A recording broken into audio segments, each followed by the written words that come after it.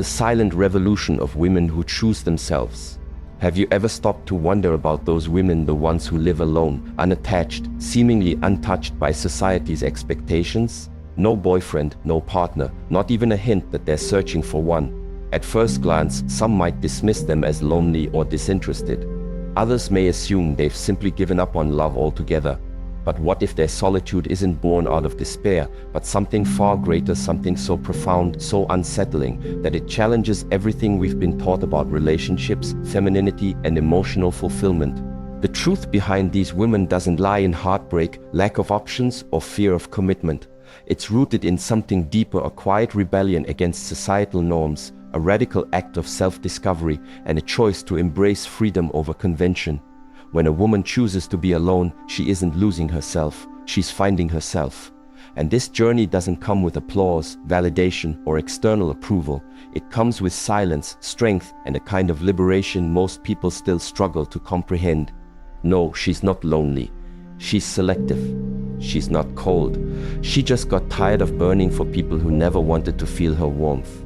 There's something profoundly threatening about a woman who doesn't need a relationship to feel whole. Why?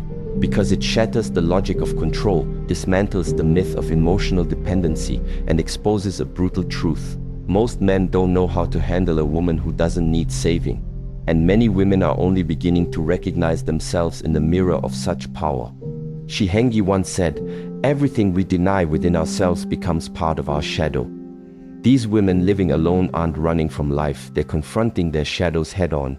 They embody what so many dream of becoming but few have the courage to pursue. Their choices aren't loud declarations, they're whispered acts of defiance. They don't put themselves on display to attract attention, they retreat to preserve their essence. They're less interested in charming princes and more focused on cultivating their own peace. And that makes others uncomfortable because, in a world obsessed with urgency to find someone, anyone, they've discovered the unparalleled power of being with themselves. Expanding on the core themes, let's talk about why this path feels so foreign to so many. Society has conditioned us to believe that happiness lies in partnership. From fairy tales to Hollywood romances, the narrative is clear: you are incomplete until you find the one. This belief runs so deep that when a woman steps outside of it, refusing to conform to the conventional timeline or expectations, she sparks confusion, judgment, and sometimes outright hostility. People label her as difficult, distant, or arrogant. Yet, what they fail to see is that behind her apparent absence is a presence that transcends the ordinary, a force that challenges the emotional status quo. For centuries, women have been told that their worth is tied to their ability to attract, nurture, and sustain relationships. To exist without a partner has often been seen as failure, a flaw, or worse, an anomaly. But these women aren't anomalies. They're pioneers, carving out new paths in a landscape that still clings to outdated rules. They've realized that wholeness doesn't come from another person, it comes from within. And once you've tasted that kind of self-love, there's no going back. But let's be honest, this awakening doesn't happen overnight. For most of these women, it's the result of years or even decades of navigating pain, disappointment, and betrayal. They've loved too hard, given too much, and begged for crumbs that were never meant to satisfy. Somewhere along the way, they woke up. Not all at once, but gradually, through a series of lessons learned the hard way. Each heartbreak became a teacher. Each rejection revealed a deeper truth. And each moment of clarity brought them closer to understanding who they truly are. This process isn't easy. It requires facing the ghosts of your past, the childhood wounds, the unspoken abandonments, the attachments disguised as love. It means stripping away the masks you wore to please others and rebuilding yourself piece by piece. Many women reach a breaking point, a moment when something inside them snaps. And paradoxically, it's precisely that break that sets them free. Sometimes only in collapse does the soul find its new form. Shi Heng Yi reminds us that growth demands descent. Just like a tree whose roots must reach deep into the earth before it can grow tall toward the sky, these women have descended into the depths of their own stories. They've confronted ancestral fears, inherited traumas, and cycles of toxicity passed down through generations. They've broken free from patterns that once defined them, saying no to relationships that repeated the same damaging scripts. In doing so, they've reclaimed their power not just for themselves, but for every woman who dares to follow in their footsteps. exploring emotional maturity and authenticity. What sets these women apart isn't just their decision to live alone, it's the emotional maturity they exude. Maturity scares people because it demands presence, depth, and truth. It rejects superficial connections in favor of soul-level bonds. These women aren't looking for distractions, they're seeking substance. They want reciprocity, not empty promises. They crave real presence, not rehearsed performances. And that makes them intimidating to those who haven't yet done their own inner work. Because here's the thing, loving a woman like this requires responsibility.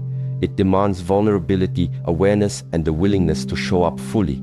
Too often, people mistake love for possession, fear, or obligation. But real love, the kind these women seek, is liberating. It adds rather than consumes. It supports without suffocating.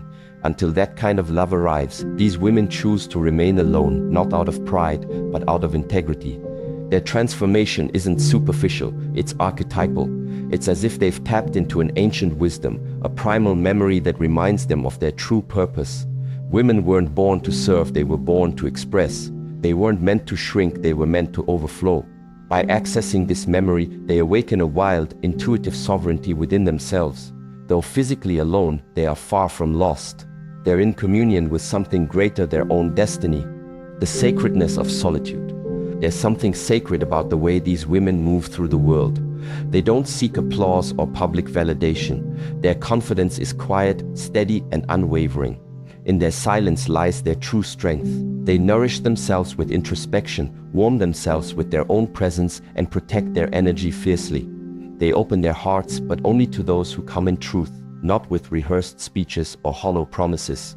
Their intuition has become razor sharp, their energy a filter that screens out what lacks depth. They can sense from afar whether someone is offering genuine connection or merely performing. And when they walk away, it's not out of bitterness or anger, it's out of self-respect. Every no they give is an act of self-preservation. Every boundary they set is a reminder that love should never be begged for. A new archetype of womanhood. We are witnessing the emergence of a new archetype of womanhood, a woman who has walked away from the superficial and dived into the depths. She got tired of being desired and chose to be respected instead. Her decision to live alone isn't a rejection of love, it's an embrace of real love. Real love never demands self-denial. Real love celebrates individuality. Real love allows both partners to grow side by side without dimming their colors, silencing their pain, or shrinking their dreams. When a woman understands this, her entire world shifts. She no longer needs to raise her voice to be heard, her presence speaks volumes. Wherever she goes, the energy shifts subtly but unmistakably. This isn't mysticism, it's the weight of someone who has faced the most brutal inner wars and chosen to return in peace.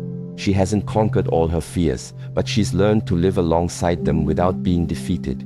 Shi Heng Yi would say she's found wholeness not by eliminating opposites, but by integrating them. She doesn't reject love. She's simply learned not to submit to unbalanced relationships where one must dim so the other can shine.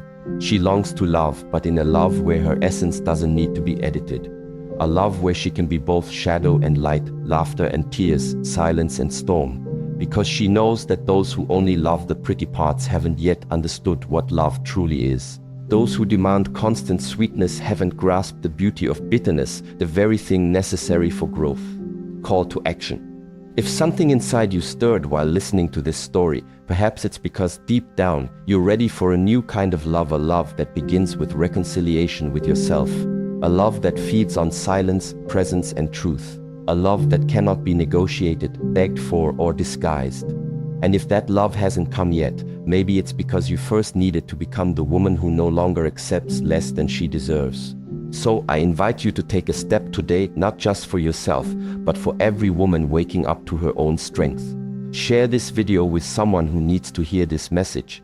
Comment below and tell me, what does solitude mean to you? How has your journey towards self-love transformed the way you relate to others and to yourself? Like this video, subscribe to this channel, and join a community of women committed to rewriting the narrative around love, independence, and empowerment. Because when something touches the soul, the least we can do is let it keep resonating within us and through us. Together, let's create a world where women don't have to choose between love and freedom. Let's build a future where being alone isn't seen as a punishment, but as a vow of loyalty to one's own soul. Are you ready to take that step? Let's begin now.